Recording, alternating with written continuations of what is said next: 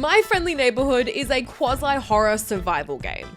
And I say quasi-horror because while it does have its share of jump scares, and the ever-present threat of death, that threat is coming from the plush, felt mitts of a horde of life-size puppets.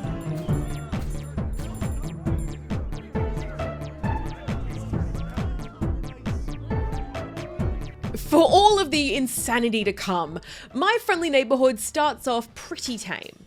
You play as Gordon, a grizzled handyman who bites off more than he can chew, when he's tasked with turning off the signal tower of a local out-of-commission TV station that's recently gone rogue, broadcasting old episodes of the once popular children's show, My Friendly Neighborhood.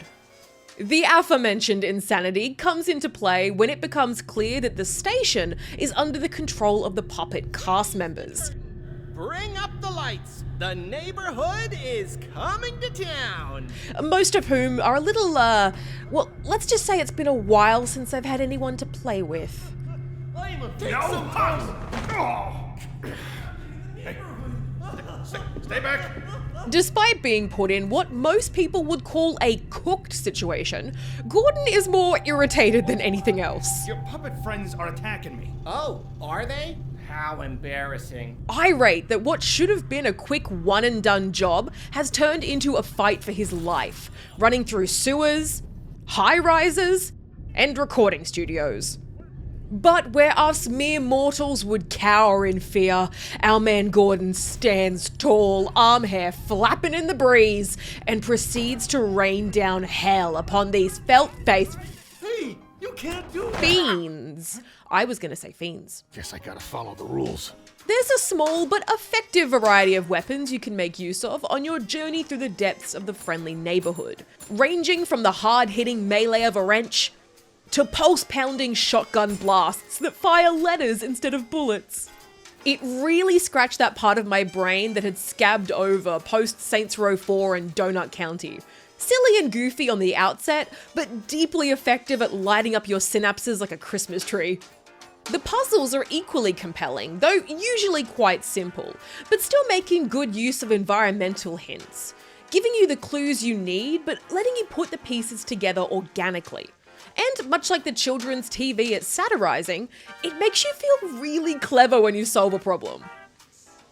In a similar vein to other cursed takes on childhood nostalgia games like Five Nights at Freddy's or Poppy's Playtime, My Friendly Neighborhood has a my first horror game vibe to it. There's no blood, guts, gore, or particularly inappropriate content in the scary sense. Aside from a handful of encounters, you don't even need to engage in combat. The puppets don't scale in difficulty aside from the final boss, and apart from Randy who lives in open sewer grates, they don't change attack patterns, which makes them really easy to avoid or mow down. I think this makes My Friendly Neighborhood overall a more appealing game to a wider spectrum of gamers, but when that final act played out, I just kept wishing there'd been more. The Resident Evil style inventory management is a good way to force you into exploring, if only to find other storage stations.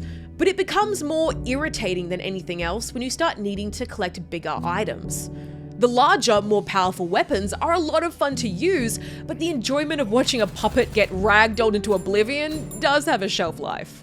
And while there is quite a heartfelt story about the state of the world and the media we consume, it's told almost exclusively through optional collectibles, and isn't really pushed far enough in the main narrative to have an impact. Which is a particular shame, because you can really see those kernels of wisdom and proper creepy stuff poking through, but it's all done in half measures.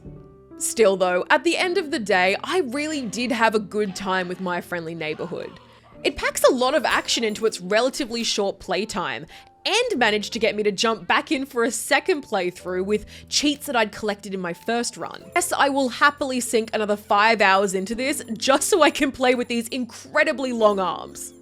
My Friendly Neighborhood walks a fine line in the horror genre, and for the most part, successfully manages to balance its softer approach to suspense with enough silly and goofy moments to keep things fun.